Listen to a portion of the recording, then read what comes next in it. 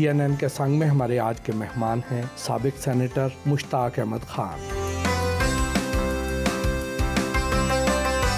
Programme की recording के लिए पहुंचे तो उन्होंने हमारा पुरतपाक खैर मकदम किया।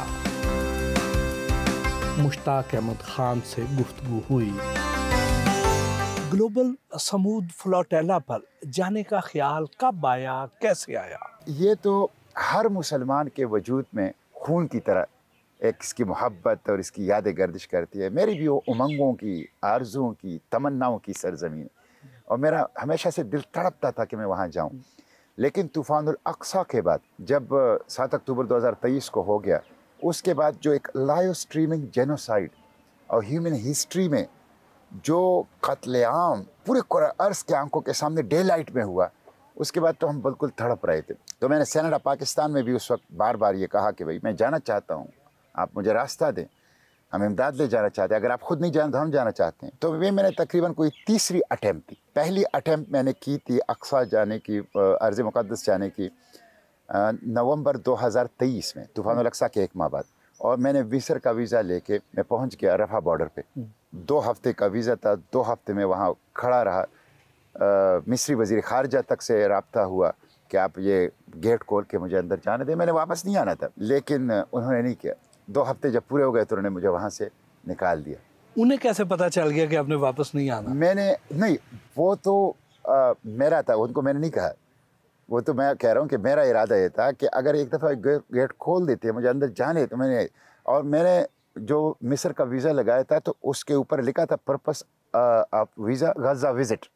तो उनको पता था कि मैं गज़ा विज़िट के लिए आ रहा हूँ, और इसी बुनियाद पर उन्होंने मुझे इस चीज़ का इल्म होते हुए वीज़ा दिया था। तो वो 2 हफ्ते जब वो नहीं हुआ तो मैं वापस आया, लेकिन वो नाराज़ हो गए उस पर कि मैंने पाकिस्तानी पार्लियामेंट में फिर बात क्यों की, मीडिया में बात क्यों की, मिस्री हुकूमत पर तनकीद क्यों की। तो उन्होंने पाकिस्तानी सफ़ीर को डिमार्श किया, पाकिस्तान के सफ़ीर को मेरे दौरे पर डिमार्श किया। दूसरा फिर मेरा जो था वो ग्लोबल मार्च एक वेस्टर्न कंट्रीज़ के शहरियों ने अरेंज किया, काहिरा से गज़ा की तरफ पैदल मार्च। मैंने उसमें भी शिरकत के लिए बड़ी तरीके से, हिकमत से वीज़ा लगवा दिया। हालांकि मिस्री वीज़ा बड़ी मुश्किल से देते। वीज़ा लगवा के बुकिंग करा दी। रात को मेरी फ़्लाइट थी, शाम को जब मैं पैक करके जा रहा था एयरपोर्ट तो ख़बर आई कि क्रैकडाउन हो गया और उनको डिपोर्ट कर दिया गया, जेलों में बंद कर दिया गया। और जो ग्लोबल मार्च जो गज़ा के मुंतज़िमीन थे, उन्होंने मार्च ख़त्म करने का ऐलान किया। तो मैं एयरपोर्ट ही से वापस आ गया। अच्छा, फिर ये तीसरा था। तो जब मुझे ये पता चला तो मैंने कहा अब आसान इसलिए होगा कि मुझे किसी की वीज़े की ज़रूरत नहीं होगी, किसी के बॉर्डर क्रॉस करने की। आपने इंटरनेशनल वाटर में जाना है, पैलेस्टीनियन टेरिटोरियल वाटर में एंट्री करना है, बैनुल-अक़वामी कानून आपको प्रोटेक्ट कर रहा है। तो ये मुझे एक बहुत बड़ा मौका आया, और अल्लाह ने मुझे ये एजाज़ दिया कि ड्रोन हमलों में भी बच गया, समंदरी तूफ़ानों में भी बच गया, 12 मीटर की छोटी सी किश्ती के साथ 2500 किलोमीटर का समंदरी सफ़र 20 दिन और 20 रातों में भी किया, और अर्ज़ मुबारका पहुँच गया, और फिर उनसे ज़िंदा वापस भी आ गया। तो ये अल्लाह का करम है। मैं इस पे अल्लाह का इतना शुक्र अदा करता हूँ, इतना शुक्र कि मेरे पास अल्फाज नहीं है। और इंशाअल्लाह बार बार जाएंगे। अब तो रास्ता एक हमें मिल गया, अब तो एक जिसको कहते हैं ना, एक चैनल हमें मिल गया। अब तो मैं खुद अपना एक फ्लोटेला तरतीब देने का सोच रहा हूँ पाकिस्तान से। ग्लोबल स्मूथ फ्लोटेला पर जाने के लिए एक आम पाकिस्तानी को किन किन मराहिल में से गुजरना पड़ता है? देखिए, सबसे बड़ी चीज़ तो यह है कि ये 30,000 लोगों ने अप्लाई किया था और सिर्फ 500 खुशकिस्मत पहुँच सके। तो एक तो ये है कि उनका जो इंतज़ामिया है, स्टीयरिंग कमेटी, वो आपके मुल्क को सीटें कितनी अलाट करते हैं। मसलन हमें सिर्फ 5 सीटें अलाट हुई, इसलिए कि ये शहरियों का इत्तेहाद है। जैसे हम सब मिलें, पैसे जमा करें, उसके ऊपर सामान ख़रीदें, उसके ऊपर किश्तियाँ ख़रीदें। तो ये एक जिसको कहते हैं ना, सिटीज़न एफर्ट था, इसमें कोई रियासत शामिल नहीं थी। तो ज़ाहिर लोग तो सारा जाना चाहते हैं, लेकिन ये चूँकि शहरियों का इत्तेहाद है, उनके पास कोई रियासती और हुकूमती इंतज़ामात और इदारे अरेंजमेंट तो है नहीं, तो इस वजह से थोड़े लोगों को मौका मिलता है। तो 5 सीटें हमें मिली थी। उसके लिए आपको ग्लोबल समूथ फ्लोटेला या जो भी फ्लोटेला की मुंतज़िमा होती है, उसके आपको अप्लाई करना पड़ेगा। जब वो अप्रूवल करें तो फिर आपको उनके हिदायत के मुताबिक ट्रेनिंग लेनी होगी। 4 दिन की तकरीबन एक नॉन वायलेंट ट्रेनिंग इसको कहते हैं, वो ट्रेनिंग आपको करनी होगी। और उसके बाद जो है उनके जो लवाज़िमात हैं, मसलन वो अगर फंड्स लेना चाहें, इसलिए कि ये तो एक मुश्तरका एफर्ट है ना, तो हमने कुछ पैसे भी इसमें जमा कराए थे, इसलिए कि आपने उस सामान में भी अपना हिस्सा डालना है और किश्तियों के किराए में भी अपना हिस्सा डालना है, तो वो भी अपना आपने हिस्सा डालना है। और फिर यह है कि आप इस तरीके से आप जा सकते हैं।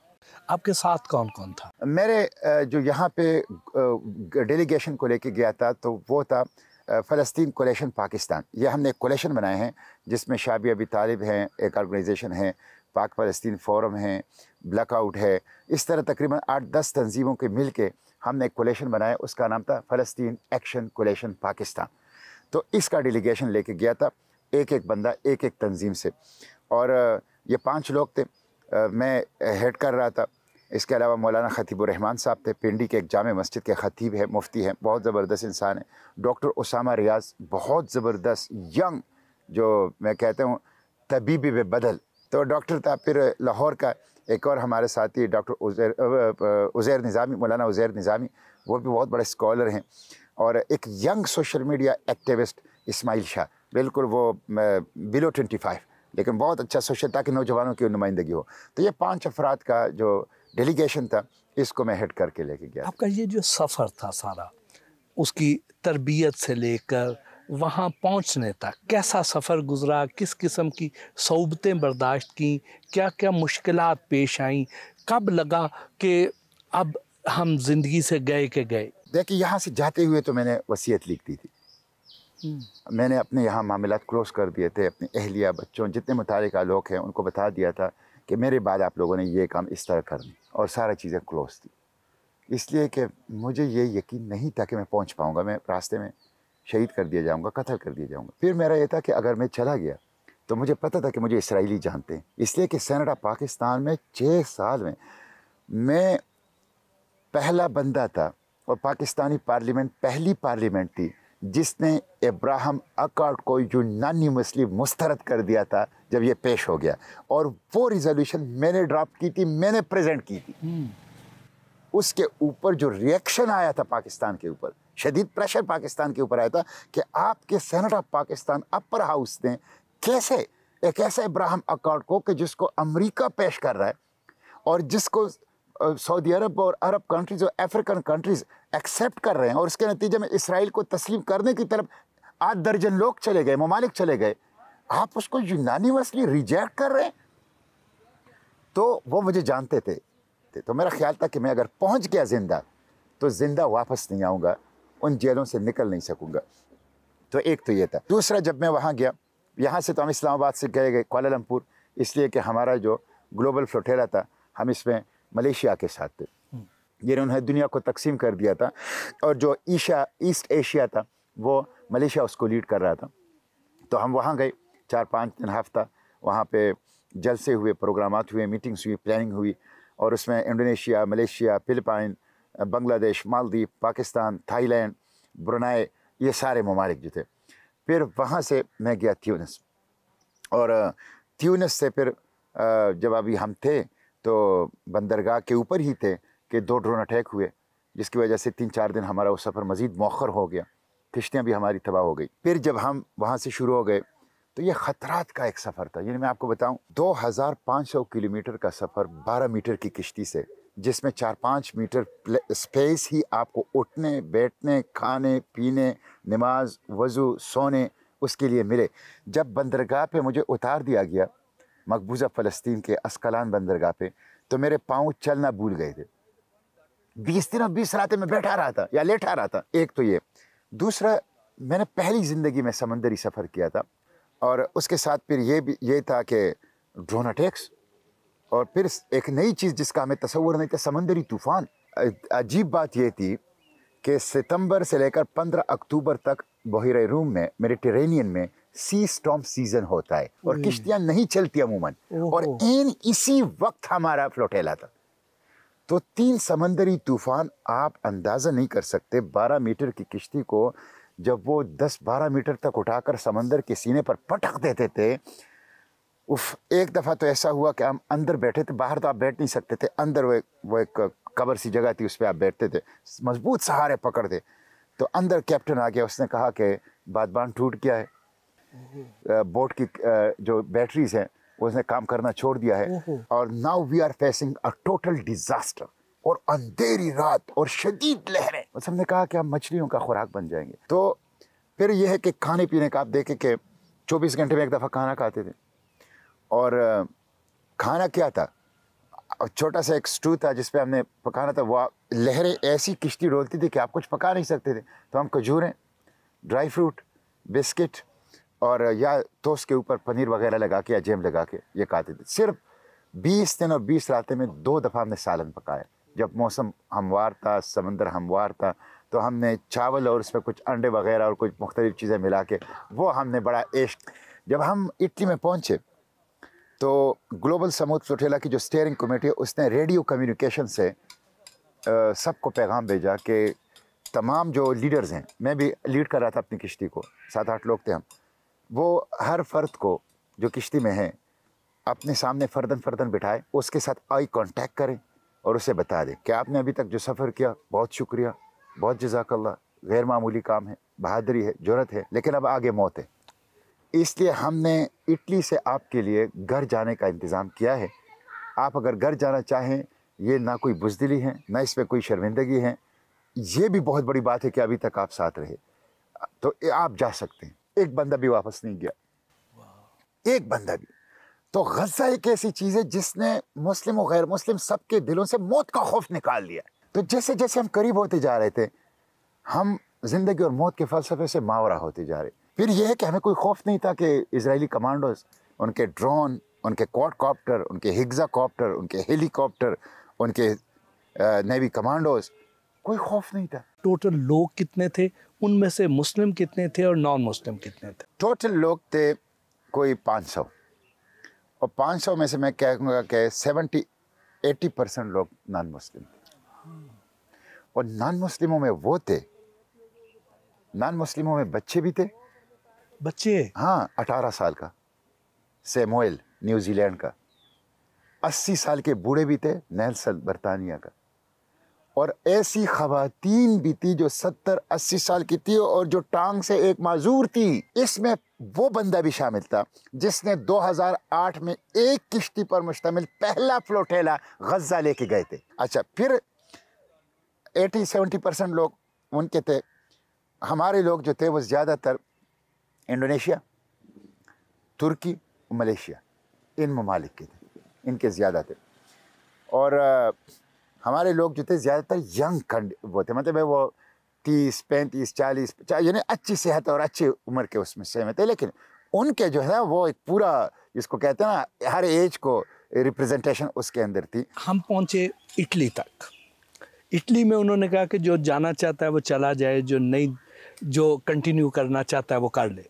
उसके बाद आगे वाला जो असल सफ़र था जहाँ पे मौत के ख़तरात ज़्यादा थे, वहाँ क्या हुआ? हाँ, देखिए, वहाँ से जब हम जा रहे थे ना, वो तो बिल्कुल करबला का वाक़या मुझे याद आ गया कि जब हज़रत इमाम हुसैन ने चिराग बुझा दिए। हाँ। बिल्कुल वही मंजर था।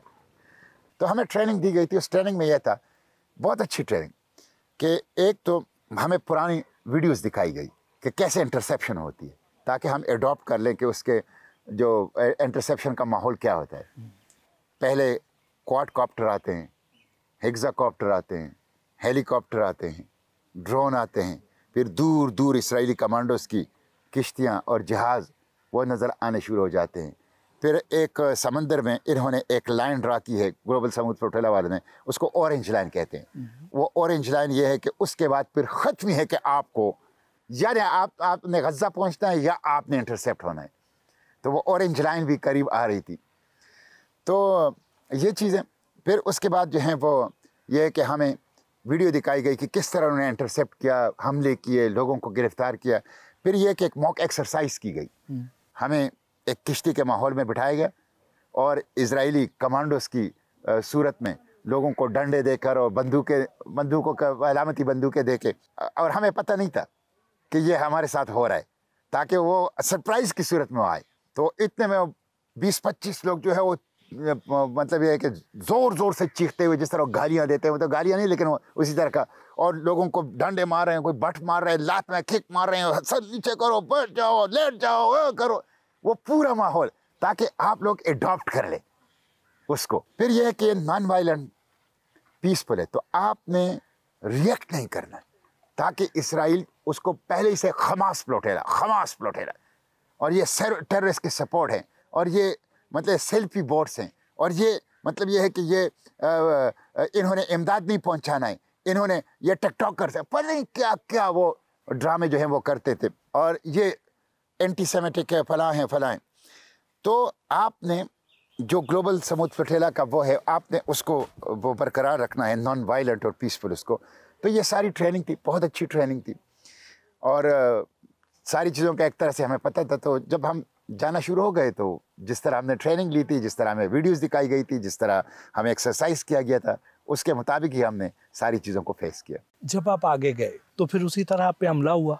जी, उसी तरह मगरिब के वक्त रेडियो मैसेज चला कि इंटरसेप्शन शुरू हो गई। हमने तो दूर दूर से, मैंने कहा ना कि ड्रोन हर रात हमारे ऊपर आते थे, क्वाडकॉप्टर, हेक्साकॉप्टर, हेलीकॉप्टर, और दूर दूर से हमने कमांडोज की किश्तियाँ और इजरायली जहाज़ देखने शुरू कर दिए। हमें तो था कि किसी वक्त ये शुरू कर लेंगे ऑपरेशन। बहरी जहाज या हवाई जहाज? नहीं, बहरी जहाज और हेलीकॉप्टर वगैरह थे। अच्छा, तो ये रेडियो कम्युनिकेशन पे पता चला कि जो पहली किश्ती है, लीडिंग किश्ती, उसके ऊपर उन्होंने एक्शन कर दिया। तो हम सब तैयार हो गए। जब इंटरसेप्शन शुरू हो जाती है, तो आपको बताया गया है कि आपने मोबाइल फ़ोन फेंकने समंदर में। अच्छा। आपने अपने पावर बैंक फेंकने, आपने अपने ऐसा हर वो चीज़ समंदर में फेंकना है जो किसी भी काम इजराइलियों के आ सकता है। ऐसी कोई चीज़ उनके हाथ ना लगे जिससे वो कोई फ़ायदा उठा सके, भले वो कपड़े ही क्यों ना हो, भले वो पानी की एक बोतल ही क्यों। पानी भी हमने समंदर में फेंक दिया। खुराक की जो हमारे साथ थोड़ा बहुत था, वो भी समंदर में फेंक दिया, कि कोई चीज़ हमें इनसे कोई काम की ये हमसे ना ले। हम सिर्फ एक सूट जीन्स पहनी थी। जीन्स पहने इसलिए कि जीन्स जो है वो मैली नहीं होती, उसमें आप रख सकते हैं। बाकी हमने सारा वो प्रोसेस शुरू कर दिया जिस तरह होता है। फिर हम देख रहे थे इधर उधर इजरायली कमांडोज हमारे सामने, हमारे पीछे, हमारे आगे से मुख्तलिफ किश्तियों पे हमलावर हो रहे थे। हम जा रहे थे, अब उनसे बिल्कुल जिसको कहते हैं इग्नोर करके, नज़रअंदाज करके गज़ा की तरफ जा रहे थे। और आप अंदाज़ा कर लें कि इस इंटरसेप्शन में 12-13 घंटे था, हम 12-13 घंटे गज़ा की तरफ चलते रहे। सेकेंड लास्ट बोट थी हमारी जो इंटरसेप्शन की बात। पूरी नेवी को उन्होंने डिप्लॉय किया था। इंतहाई प्रोफेशनली नाअहल हैं।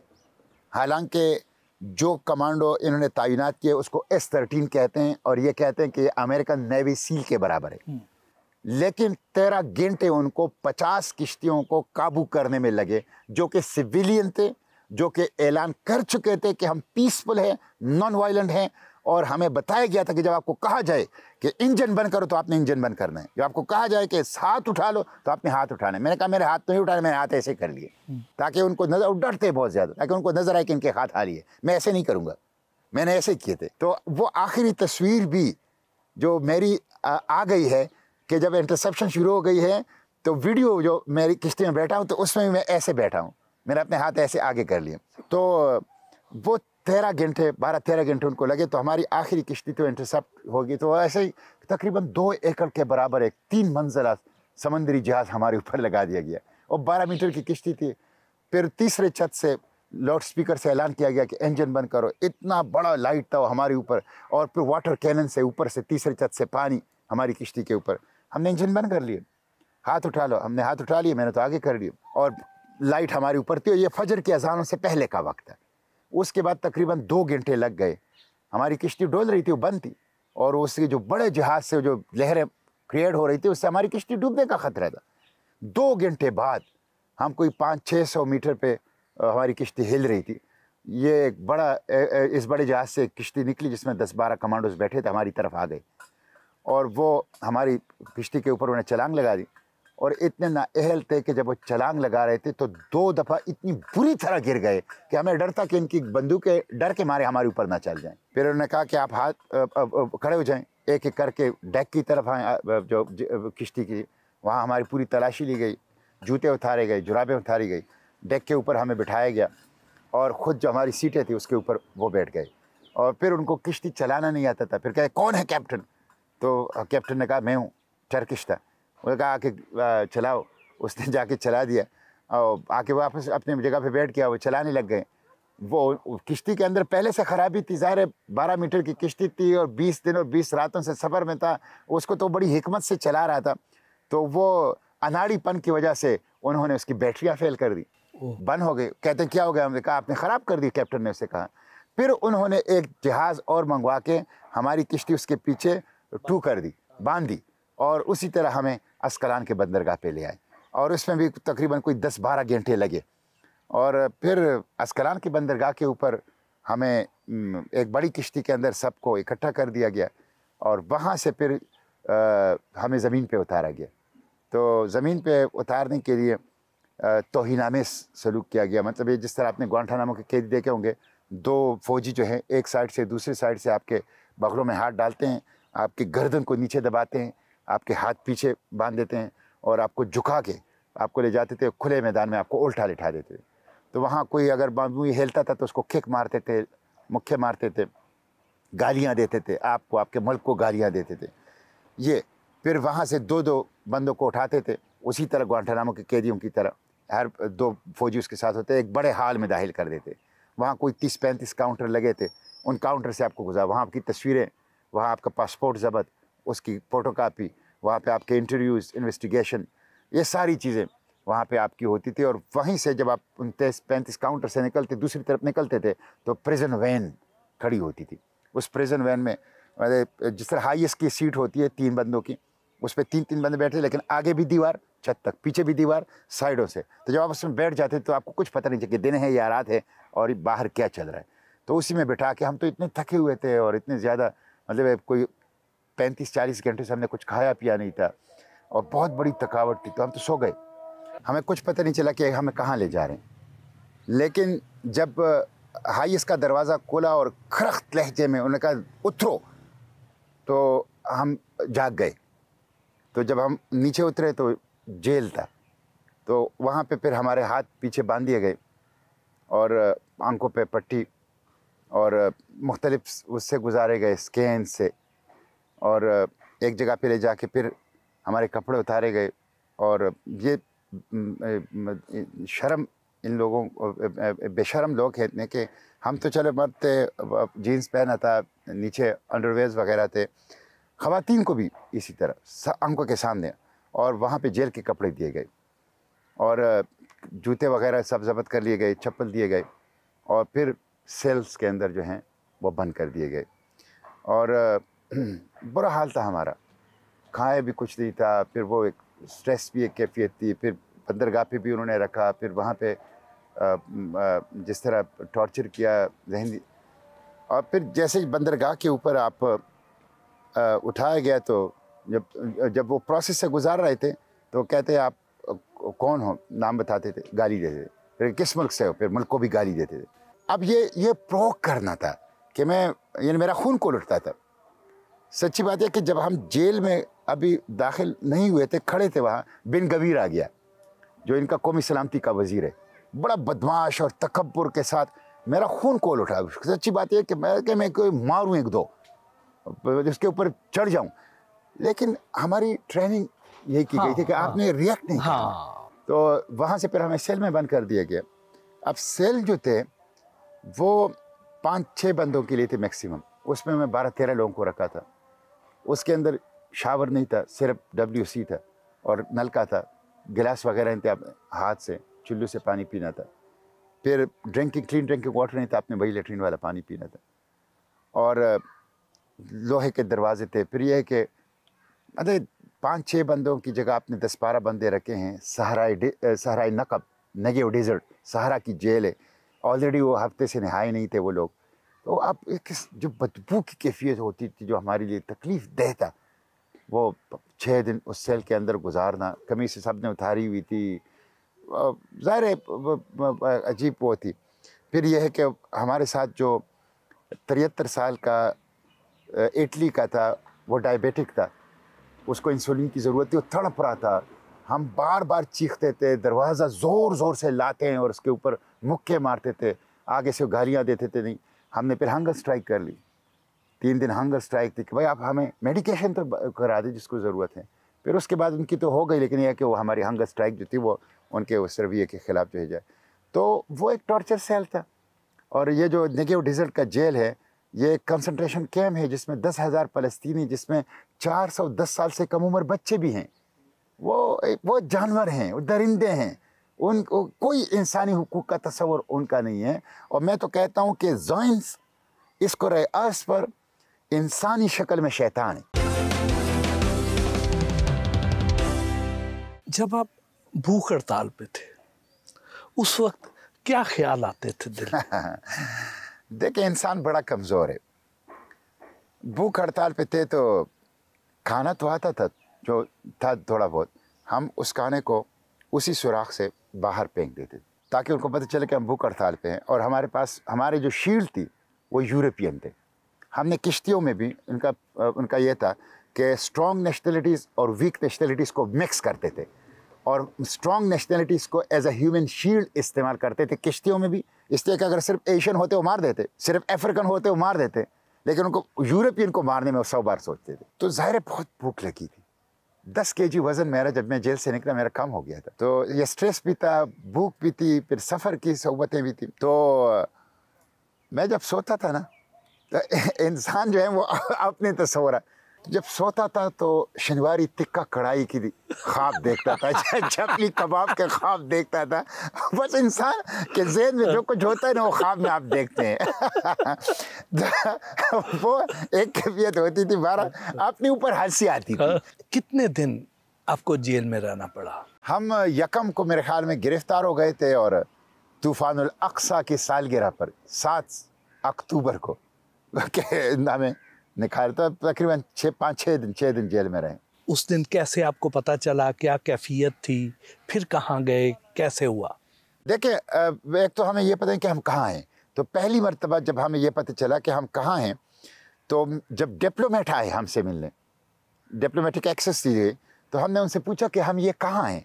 तो उन्होंने कहा कि आप लोग नेगेव डेजर्ट में हैं, सहराई नक़ब में, और ये इनका एक जेल है, आप यहाँ हैं। दूसरा ये है कि जब हमें वहाँ ले जाया गया तो हमें कहा गया कि आप, और हमें ये ट्रेनिंग में बताया गया था कि वहाँ आपको एक डॉक्यूमेंट दी जाएगी जिस पे लिखा गया होगा कि आप इसको दस्तखत कर लें और अपना जुर्म तस्लीम कर लें कि आपने इजरायली लॉ की खिलाफ वर्जी की है, वार्निंग के बावजूद एक्टिव कॉम्बैट जोन में इजरायली हुदूद में दाखिल हो गए, तो आप इस जुर्म को तस्लीम कर लें, तो हम according to the Israeli law आपको 72 आवर्स में डिपोर्ट कर लेंगे।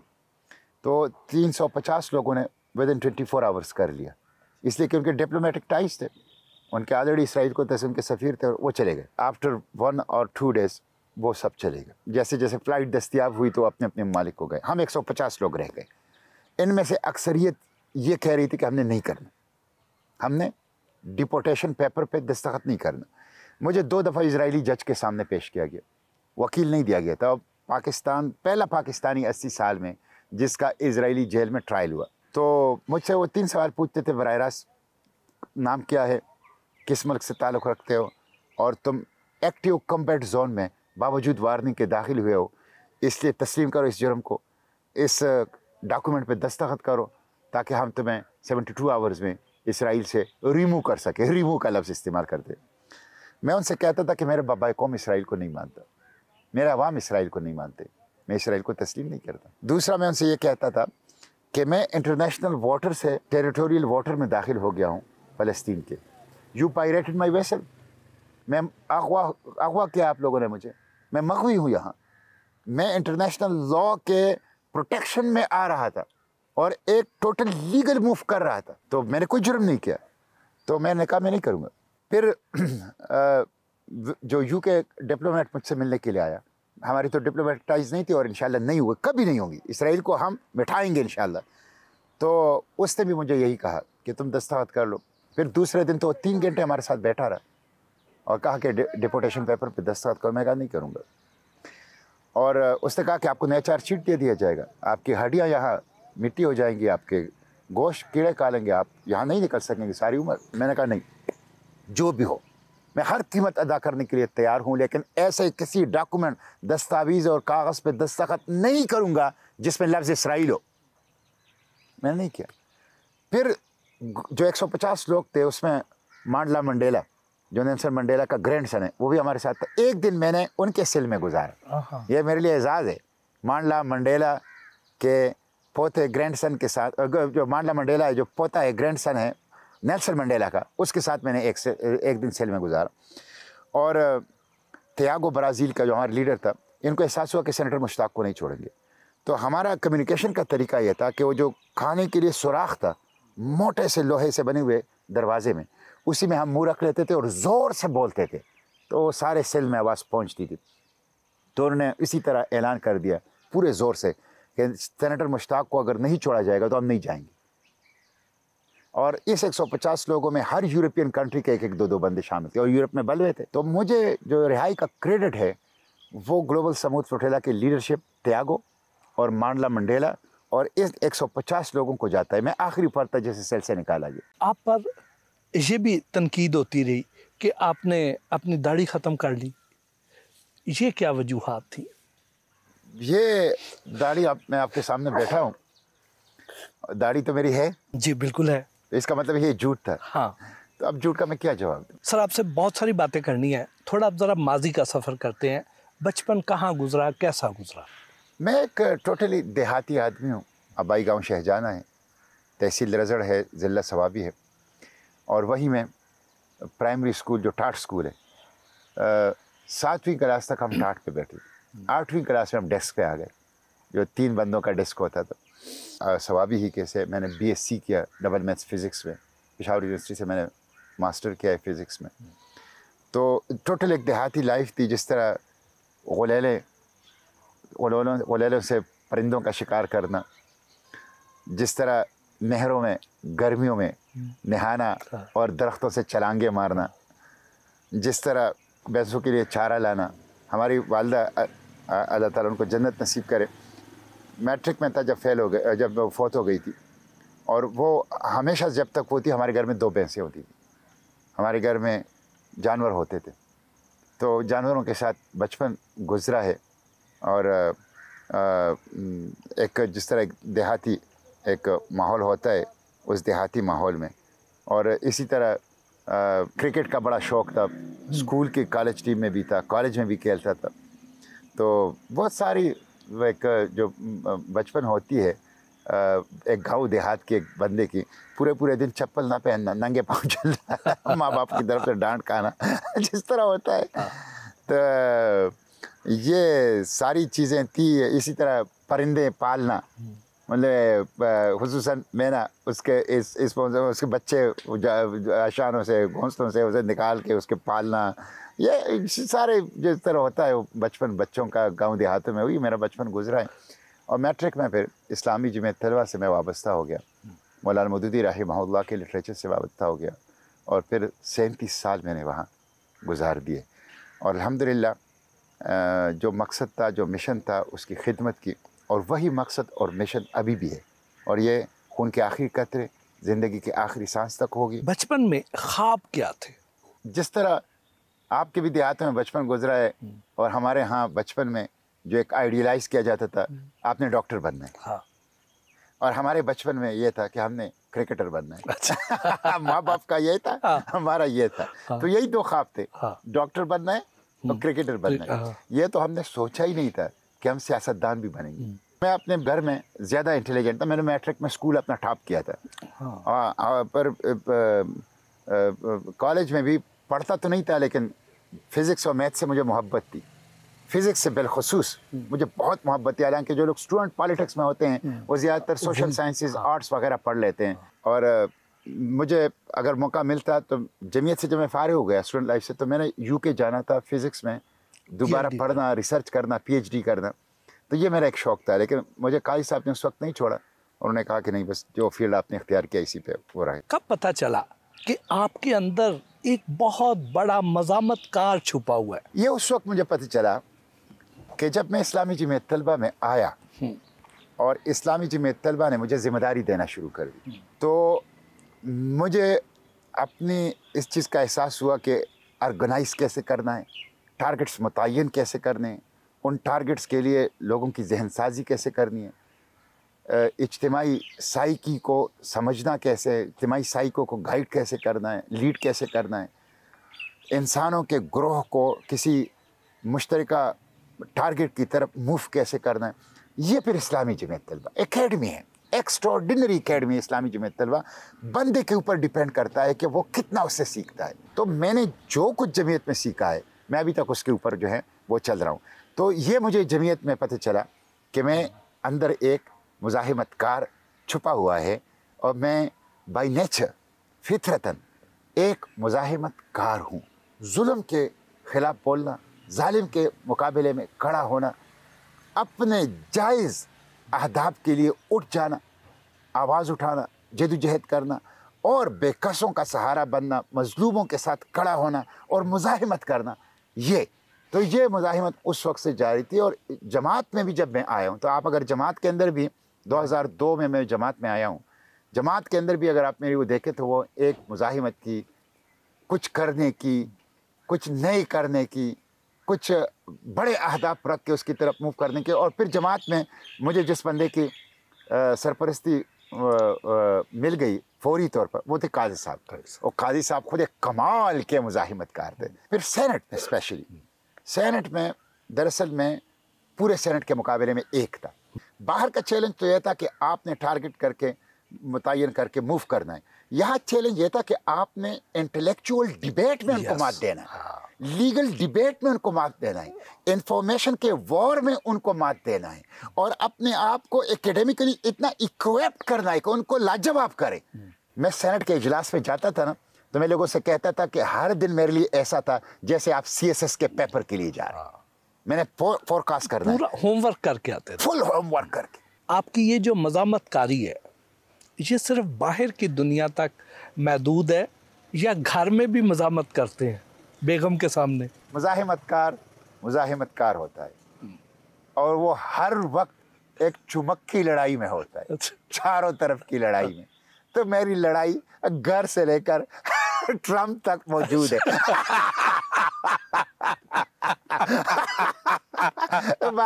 ये बात आपकी ठीक है कि जब आप एक खास माहौल में रहते हैं ना, तो आपकी शख्सियत का हिस्सा वो बन जाता है। तो आपको बहरहाल अनलर्निंग जिसको कहते हैं, बाज़ औक़ात आपको अनलर्निंग करना पड़ता है और डी लिंक करना पड़ता है कुछ चीज़ों के साथ। जो होता है बेगम, अगरचे वो मेरी नज़रियाती साथी है, और ख़ुसूसन सेव गज़ा में, फिर पाक फ़लस्तीन फोरम में इनिशिएटिव बुनियादी तौर पर उनका था, और मैंने उनको इजाज़त भी दी, फिर मैंने उनको सपोर्ट भी किया। और फिर जब मैंने देखा कि वो अकेली है, तन्हा है, तो मैं डट के उनके साथ खड़ा भी हुआ, और फिर ज़्यादा उनके साथ जो है वो एक्टिविटीज़ जो की। लेकिन बहरहाल बहुत सी चीज़ों पे हमारे घर में भी इख्तिलाफ होता है, और शदीद इख्तिलाफ होता है। पाकिस्तान में आज तक कोई मजहबी जमात इक़्तिदार में क्यों नहीं आई? हाँ, ये बहुत अच्छा सवाल आपने किया है। देखें, उसकी वजह है कुछ, और उसमें मल्टी फैक्टर्स हैं। एक वजह तो ख़ुद इन जमातों की जो मिशन है, और जो इनका ऑर्गेनाइजेशनल स्ट्रक्चर है, और जो इनके अंदाज़े सियासत है, सबसे पहली रुकावट तो वो है। मसला आप जमात इस्लामी को ले लें। जमात इस्लामी का मिशन है, बुनियादी तौर पर जमात इस्लामी पॉलिटिकल पार्टी नहीं है। वो ख़ुद अपने लिटरेचर में उन्होंने लिखा है, वो ख़ुद अपनी दस्तूर के अंदर लिखा है कि ये पॉलिटिकल पार्टी नहीं है, ये एक अहयाई तहरीक है, एक रिवाइवल मूवमेंट है। अब पार्टी और रिवाइवल मूवमेंट में क्या फ़र्क है? रिवाइवल मूवमेंट एक नया इंसान बनाता है, अक़ीदे के लिहाज से, किरदार के लिहाज से, शख्सियत के लिहाज से, सोच और फ़िक्र के लिहाज से, अहदाफ और मकासद और मिशन और नस्बुलैन के लिहाज से। पॉलिटिकल पार्टी क्या करती है? पॉलिटिकल पार्टी का सिर्फ एक मकसद होता है, छोटे से एजेंडे पर, कॉमन ग्राउंड पर इक़्तिदार हासिल करना, और फिर उस छोटे से एजेंडे को इक़्तिदार और रियासत और हुकूमत के ज़रिए से नाफिज करना। इन्होंने ख़ुद अपनी सियासत को अवामी सियासत कभी नहीं बनाया। अवामी सियासत क्या होती है? अवामी सियासत ये होती है कि आप आवाम के इशू के ऊपर बात करें, आवाम को ओनरशिप दें। अवामी सियासत के ऊपर बात कम होती है और नज़रियाती इशूज़ के ऊपर बात ज़्यादा होती है, और ओनरशिप आवाम को नहीं मिलता। मसला आप जमात इस्लामी को देख रहे हैं, जमात इस्लामी तो कहा जाता है कि उसके अंदर डेमोक्रेसी है, और डेमोक्रेसी इस हद तक तो है कि उसकी सेंट्रल लीडरशिप रेगुलर इंटरवल के बाद तब्दील होती है।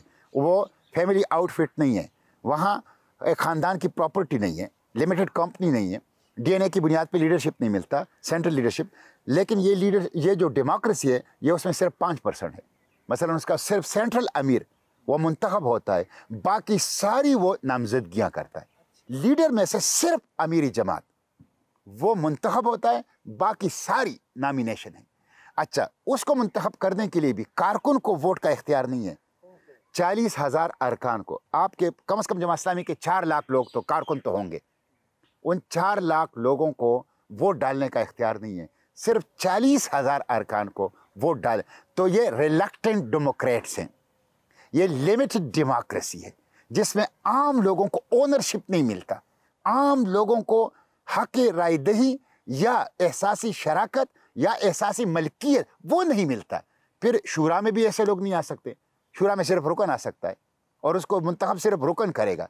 यानी शूरा में ना कारकुन आ सकता है, ना कारकुन किसी को मुंतखब कर सकता है शूरा में भेजने के लिए। इसलिए मैंने अब जो पाकिस्तान राइट्स मूवमेंट PRM वो उसका आगाज़ कर रहा हूँ। उसकी बुनियादी हदफ ये है, राइट्स, रेजिस्टेंस, रिफॉर्म, 3R।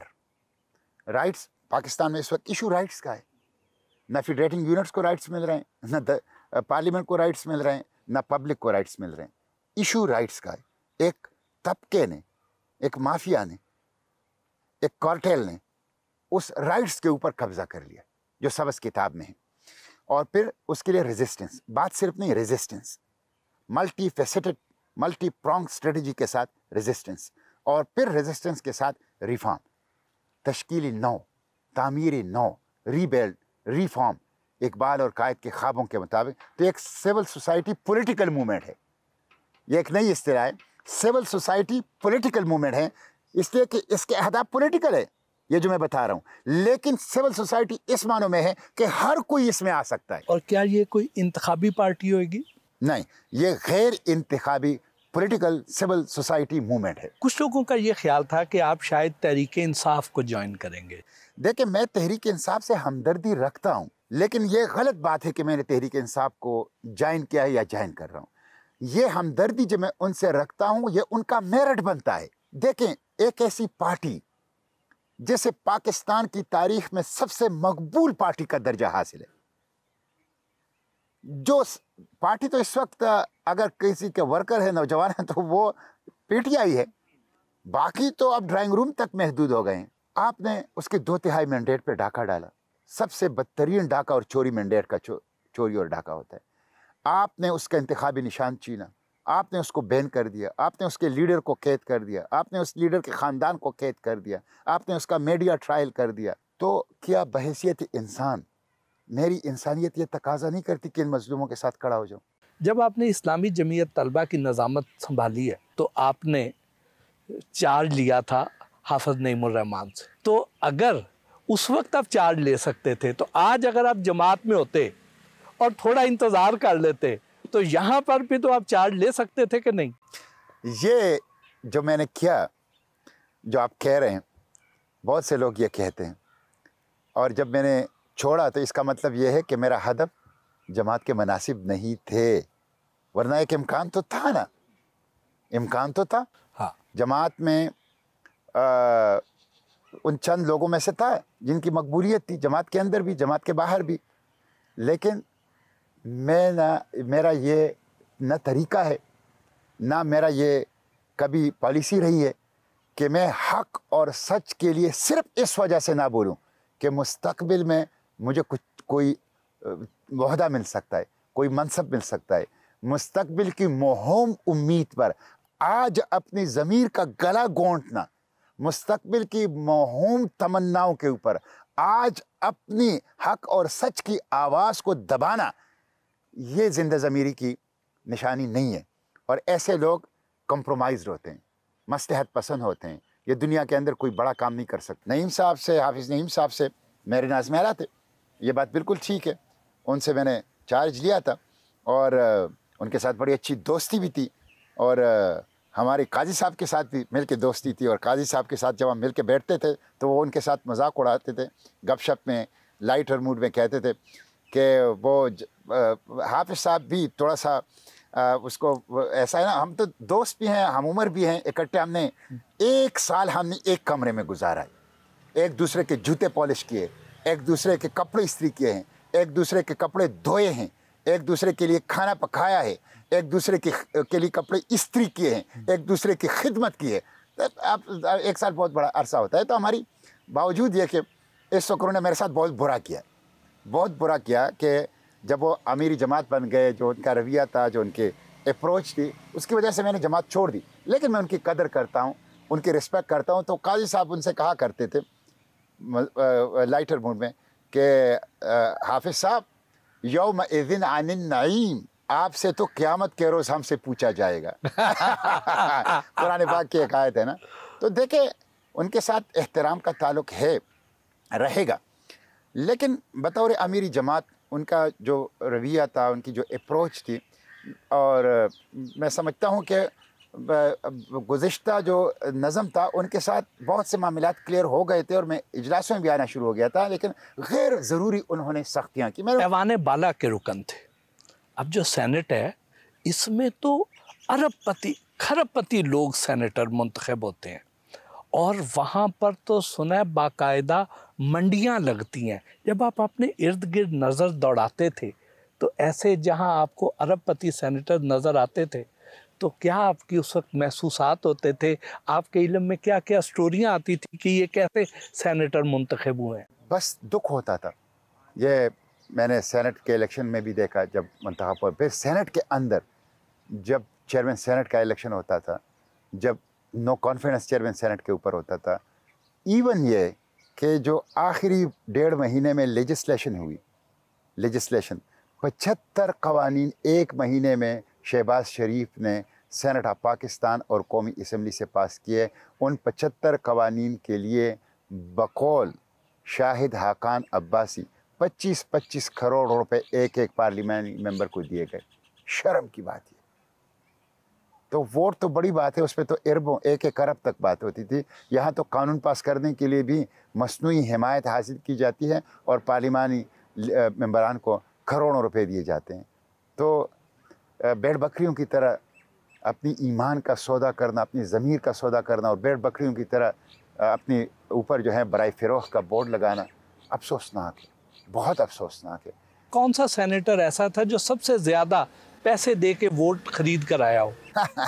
देखे, वो मेरे सामने तो पैसे देते नहीं थे और आपको पता है, उनको पता है कि मैं बहुत आउटस्पोकन हूँ। हाँ। मैं किसी का पर्दा भी नहीं रखता था। फिर तो मुझसे बड़े पर्दा करते थे, बहुत पर्दा करते थे और मुझे अपनी राज की बातें नहीं बताते थे, लेकिन उड़ती उड़ती हम सुन लेते थे। तो बहुत से लोग थे और मैंने जब सेनेट में खड़ा था तो एक सेनेटर मुझे बार बार फ़ोन करता था कि मुश्ताक साहब, आप मार्केट ऊपर जा रही है, आपने अगर कुछ ख़रीदना है तो फ़ौरन ख़रीद दो, बाद में मुश्किल हो जाएगा। मैंने कहा, भाई कौन सा मार्केट, मेरा तो कोई कारोबार नहीं है यार, क्या कर रहे हो? तो मैंने कहा क्या है? कहते हैं MPS। मैंने कहा यार मेरे पास क्या पैसे, मेरे पास क्या है? मेरे पास तो 10-15-20 हज़ार रुपये जो मैंने सेनेट के इलेक्शन के लिए इलेक्शन कमीशन को अपने जो कागजात जमा करने की फ़ीस है वो जमा कराई है, मेरे पास तो कुछ नहीं है। कहता कि सेनेट का इलेक्शन कैसे लड़ोगे? मैंने कहा बस लड़ूंगा। एक वोट के लिए एक MPA को कितने पैसे अंदाजन वो लोग देते थे? उस वक्त मार्केट का रेट क्या था? देखें, ये सादा गुल MPS जो थे उनको 20-25 और 50-60 लाख पे भी, हाँ। 50-60 लाख इतने थोड़े। हाँ। सादा गुल MPA। हाँ। इसको और हमें ये उड़ती उड़ती खबरें, और जो बड़े गाहक होते थे वो 40-50 करोड़ तक भी। 40-50 करोड़? हाँ, जिनका इसमें पूरा तजुर्बा था। हाँ। तो ये था। और जब सेनेट में आ जाते थे तो मैंने सुना है कि सेनेट में वोट ऑफ नो कॉन्फिडेंस के ख़िलाफ़ और फिर री इलेक्शन के लिए 1-1 अरब रुपए, 1-1 अरब रुपए। तो ये ब्लैक मनी है और ये यहाँ पे इन्वेस्टमेंट के लिए आते हैं, सरमायाकार हैं और फिर उसको मल्टीप्लाई करते हैं। आवाम के हुकूक, आवाम की फलाह बहबूद, ये सिरे से इनकी तरजीह नहीं। आपको सबसे बड़ी ऑफ़र क्या लगी? मुझे किसी ने कोई ऑफ़र नहीं की है, उनको पता था। देखें, उन सब लोगों को पता था जो आर्म ट्विस्टिंग करके किसी से वोट लेते हैं। उन सब लोगों को पता था जो ब्रीफकेस रख के किसी से वोट लेते हैं कि मैं किस तरह का आदमी। पता चलता है जब आप किसी के साथ उठते हैं, बैठते हैं, मामलात करते हैं, वक्त गुजारते हैं, पार्लिमानी बिजनेस करते हैं, तो सबको पता। तो वो तो मुझसे पर्दा करते थे, उनके अंदर इतनी हिम्मत नहीं थी कि वो मुझे ऑफ़र तक कर सके। आप इतने नामी ग्रामी सेनेटर रहे हैं, आपके कितने घर रहे हैं? इस्लामाबाद में आपकी कितनी प्रॉपर्टी है? दूसरे शहरों में कितने घर हैं आपके? देखिए, मेरी अभी होश भी नहीं संभाला था कि मेरे वालिद साहब ने मेरे नाम पे कोई 10-12 एकड़ ज़मीन वो लिखी है। वो मेरे नाम पे उस वक्त से है जब मैंने होश भी नहीं संभाला था, 1970-80 की दहाई की। उसके अलावा जो मेरे वालिद साहब ने मेरे नाम किए, ना मेरे नाम कोई घर है पूरे पाकिस्तान में, ना मेरे नाम कोई गाड़ी है, ना मेरा कोई कारोबार है, ना ही मेरी कोई और प्रॉपर्टी है, और ना ही बैरूनी मुल्क मेरी कोई इस तरह की प्रॉपर्टी, अकाउंट्स या कोई बिज़नेस है। मैं थोड़ा बहुत जो ज़मीनों से आमदन, ज़मीनें सारे मेरे वालिद साहब की नाम है। मेरे वालिद साहब हयात हैं अल्हम्दुलिल्लाह। अभी जब मैं इस ग्लोबल समूद फ्लोटेला पे जा रहा था, मैंने उससे 20 लाख रुपए लिए और थ्रू बैंक लिए, उसके रिकॉर्ड मौजूद है। 2 मिलियन रुपए उसने मुझे दिए, अभी भी वो मुझे पैसे देता है। जब मैं सेनेट था और सेनेट की तनख्वाहें लेता था, उस वक्त भी वो मुझे पैसे देता था, मैं उनसे लेता था। इसलिए कि सेनेट की 20-25% तनख्वाह मैं अपने लिए रखता था, 75% या जमात को कैश जमा कराता था या जमात के कामों में खर्च करता था, और उसका पूरा रिकॉर्ड मेरे पास मौजूद है। तो अभी मैं इस उम्र में भी वालिद साहब से पैसे लेता हूँ। अल्लाह ताला उनको हयात रखें, हमारे सरों पर उनका साया कायम रखें। वो बहुत मोहब्बत करते हैं मुझसे और बहुत सपोर्ट करते हैं मेरे इस काज को, और या जो मेरे करीबी रिश्तेदार हैं वो मुझे सपोर्ट करते हैं। बहुत ही करीबी रिश्तेदार जो हैं वो मुझे मुख्तलिफ़ कामों के अंदर अपने माली ताउन मेरे साथ करते हैं। तो ये है सूरत-ए-हाल, इसी के ऊपर जो है वो। बहुत बहुत शुक्रिया सर, आपके साथ मिल के बात करके बहुत अच्छा लगा। थैंक यू, जाज़ाकल्लाह, बहुत शुक्रिया।